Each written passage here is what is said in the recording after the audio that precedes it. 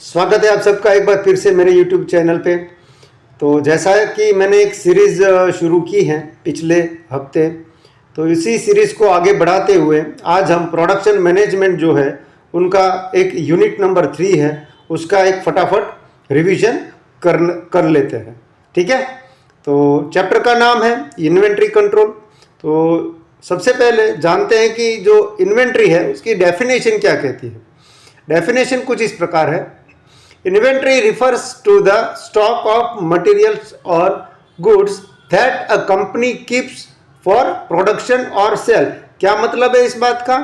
यानी कि कंपनी अपने पास वो सारा मटेरियल रखती है जो कि वो या तो फिर सेल करती है या तो फिर वो प्रोडक्शन के लिए इस्तेमाल करती है। वो सारा का सारा मटेरियल जो है उसको क्या बोलते हैं? इन्वेंट्री बोलते हैं।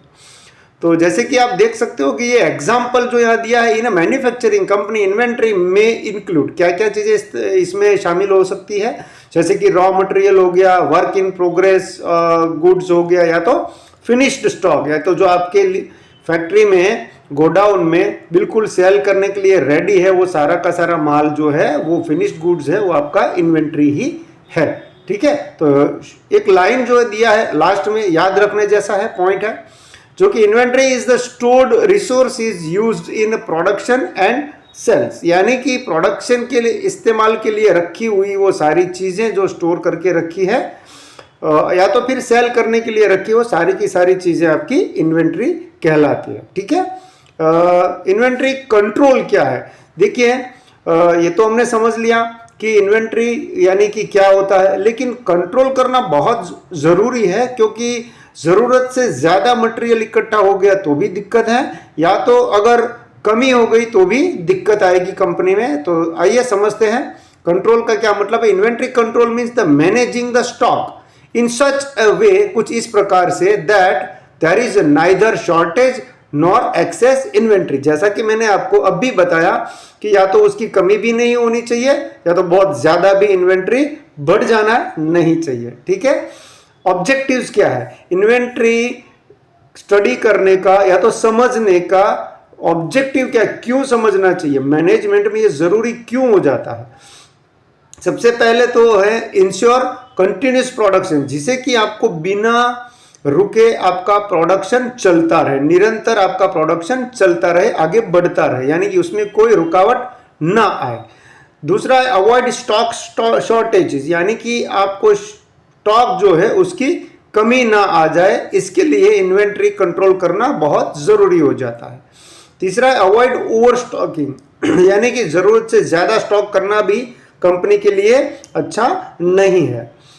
रिड्यूस शॉर्टेज कॉस्ट, यानी कि जो शॉर्टेज अगर हो गया तो मार्केट में डिमांड होगी, और मार्केट में डिमांड जो है वो अगर आप फुलफिल कर नहीं पाओगे कंज्यूमर की डिमांड को, तो फिर आपको अल्टीमेटली घाटा होगा या तो लॉस हो सकता है। इसको बोलते हैं शॉर्टेज कॉस्ट। इंप्रूव प्रॉफिटेबिलिटी, आपकी जो प्रॉफिटेबिलिटी है उसको भी इंप्रूव करना है, तो फिर आपको इन्वेंट्री को समझना बहुत ज़रूरी हो जाता है। ठीक है, देखिए एक दो लाइन दी है, बहुत ही इंपॉर्टेंट है, आप इसको चाहे तो रट्टा मार ले, याद रख ले, मैं उसको थोड़ा सा जूम करके आपको बता रहा हूँ।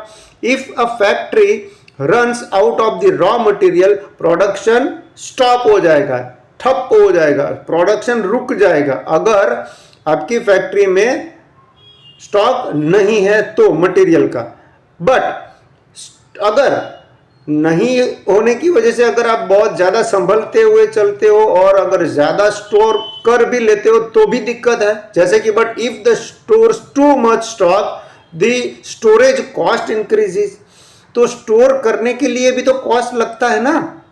सिर्फ ऐसा नहीं है कि स्टोर ज़्यादा कर लिया तो आपको फ़ायदा हो जाएगा।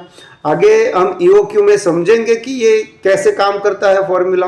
Therefore, inventory control helps to maintain optimum stock level. ठीक है, इन्वेंट्री के प्रकार कुछ इस प्रकार है, जैसे कि हमने शुरुआत में देखा था कि इन्वेंट्री क्या होता है, तो ये 3 प्रकार का इन्वेंट्री हो सकता है, जैसा कि रॉ मटेरियल है और वर्क इन प्रोग्रेस है या तो फिनिश्ड गुड्स है। जैसे कि रॉ मटेरियल देखा जाए तो जो स्टील है, इन ऑटोमोबाइल इंडस्ट्री, अगर कोई कार मैन्युफैक्चरिंग कंपनी है जिसके पास अगर स्टील का स्टॉक रखा है तो उसको बोलते हैं रॉ मटेरियल। अगर वर्क इन प्रोग्रेस या तो प्रोसेस, तो ये एग्जांपल दिया है कि एक कार जो है एक being assembled in A factory, जो कि आधी बनी है अभी तक रेडी नहीं हुई है, जो कि बीच में अगर इन प्रोग्रेस है तो उसको बोलते हैं इन प्रोसेस या तो वर्क इन प्रोग्रेस इन्वेंट्री। तीसरा है फिनिश्ड गुड, यानी कि जो भी कार बिल्कुल मार्केट में बेचने के लिए तैयार है या तो शोरूम में भेजने के लिए तैयार है, उसको बोलते हैं फिनिश्ड गुड्स इन्वेंट्री। ठीक है, आगे बढ़ते हैं। इन्वेंट्री के अगर क्लासिफिकेशन देखें, हर एक कंपनी का अपना अपना एक प्रैक्टिस रहता है कि वो कौन सी इन्वेंट्री कंट्रोल टेक्निक का इस्तेमाल करते हैं अपनी कंपनी में।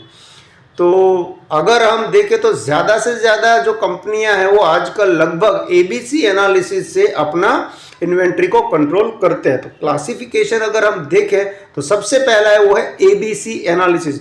मित्रों बिल्कुल याद रखना, एग्जाम पॉइंट ऑफ व्यू बहुत जरूरी हो जाता है कि एबीसी का फुल फॉर्म अगर पूछा जाए या तो आपको पता ही होना चाहिए कि एबीसी का फुल फॉर्म होता है कि ऑलवेज बेटर कंट्रोल।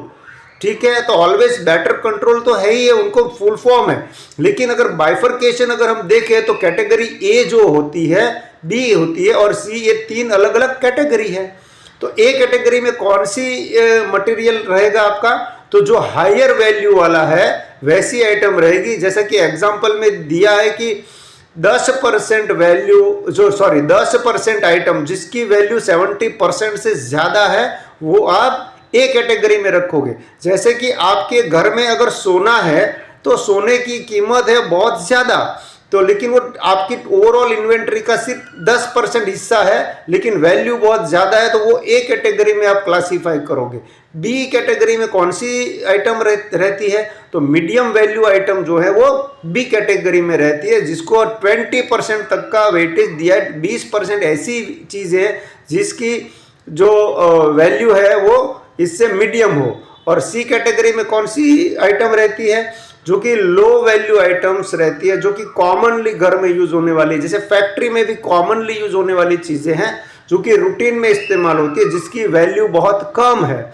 ऐसी 70% आइटम, यहां पर मैंने 10% आइटम आपको बताया ए कैटेगरी, 20% आइटम वो है बी कैटेगरी, और 70% आइटम वो जिसकी वैल्यू जिसकी कम है वो लो वैल्यू वाली आइटम आपके सी कैटेगरी में रहेगी। ठीक है, की आइडिया क्या है, to managers should focus more control on A item. बहुत ही इंपॉर्टेंट जो आपकी मटेरियल है, जो कि की इंग्रेडिएंट्स रहते हैं, उस पर आपको ज्यादा ध्यान देने की जरूरत, जो कि वेस्ट होना नहीं चाहिए बिल्कुल। वेट एनालिसिस है क्लासिफिकेशन में, जिसको बोलते हैं वाइटल, एसेंशियल एंड डिजायरेबल। तो क्या होता है, VED analysis is commonly used in hospitals and spare parts management.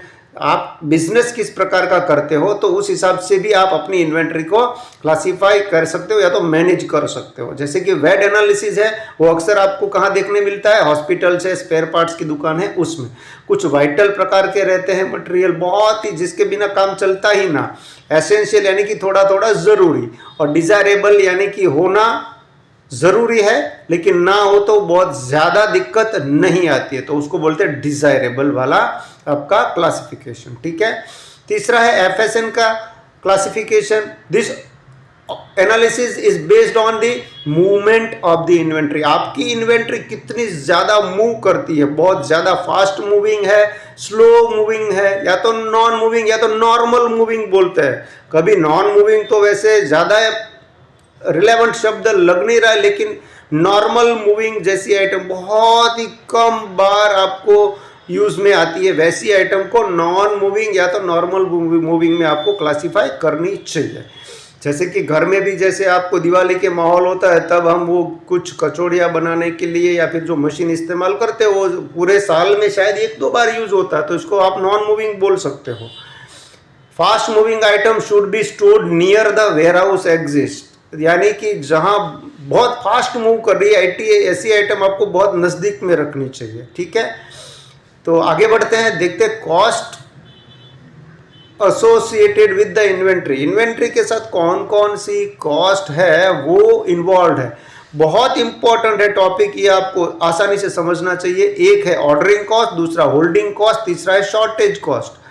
Ordering cost क्या होता है? जब जब आप ऑर्डर दोगे तब तब आपको कॉस्ट लगेगी, वो है, या वो कॉस्ट को ऑर्डरिंग कॉस्ट बोलते हैं। जैसे कि जब जब ऑर्डर दोगे आपको पेपर वर्क करना पड़ेगा, ट्रांसपोर्टेशन करना पड़ेगा, या तो इंस्पेक्शन करना पड़ेगा। बार बार आपको मटेरियल का इंस्पेक्शन करने की जरूरत पड़ेगी, यानी कि जितनी बार ऑर्डर दोगे उतनी बार इंस्पेक्शन होगा, तो वो हो गया आपका ऑर्डरिंग कॉस्ट। होल्डिंग कॉस्ट या तो स्टोरेज कॉस्ट बोलते हैं, या तो कैरिंग कॉस्ट भी बोलते हैं। वो कॉस्ट कौन सी होती है? वो होती है, आप अगर जब बहुत ज्यादा इन्वेंट्री ले लेते हो स्टोरेज में, तो फिर उनको रेंट लगता है, आपको गोडाउन रेंट पे लेना पड़ेगा, या तो भाड़ा लगता है, इंश्योरेंस लेना पड़ता है, रिस्क होता है डैमेज हो जाने का, तो वो सारी कॉस्ट कहाँ लगेगी? इन्वेंट्री कैरिंग कॉस्ट या तो होल्डिंग कॉस्ट। ठीक है। तीसरा है शॉर्टेज कॉस्ट, यानी कि loss incurred due to stock shortage. क्या क्या लॉस होता है?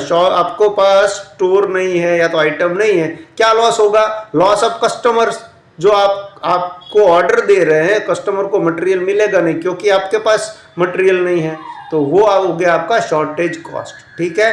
ईओक्यू बहुत ही इंपॉर्टेंट टॉपिक है। आपको बताऊं कि मैंने एक वीडियो बनाया है ईओक्यू फॉर्मूला डेरिवेशन, आप इसको जरूर देखिए, बहुत ज़्यादा क्लैरिटी के साथ आपको आइडिया मिलेगा। ऑर्डरिंग कॉस्ट, कैरिंग कॉस्ट, सारी चीज़ें मैंने बहुत अच्छे से एक्सप्लेन की है, वो वीडियो भी आप ज़रूर देखें।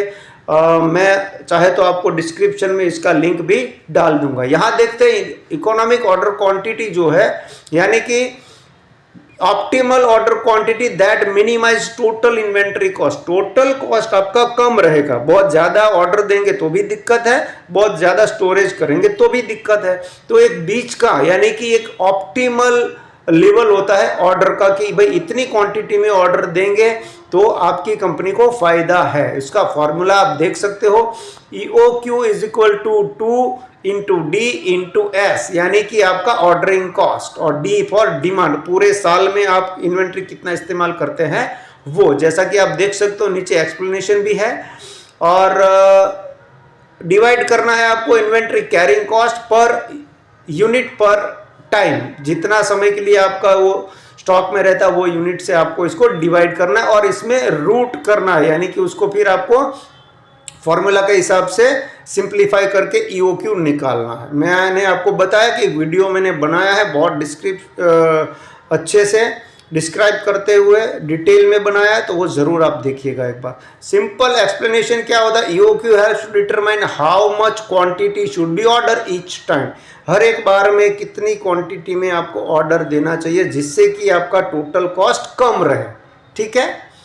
तो इन्वेंट्री के कुछ लेवल्स है। रीऑर्डर लेवल क्या होता है? The stock at which the new order must be place. यहाँ पर आपको नया ऑर्डर प्लेस कर देना ही चाहिए। फॉर्मूला क्या है? Reorder level is equal to the maximum usage into maximum lead time. Lead time बताता हूँ आपको, the time gap between the order you place and order you receive, उसको बोलते हैं लीड टाइम। तो मिनिमम लेवल होता है, वो है lowest stock level allowed before shortage occurs. अगर मिनिमम लेवल वो होता है आपके पास फिर भी थोड़ा बफर में स्टॉक रहेगा, तो उसको बोलते हैं मिनिमम इन्वेंट्री लेवल।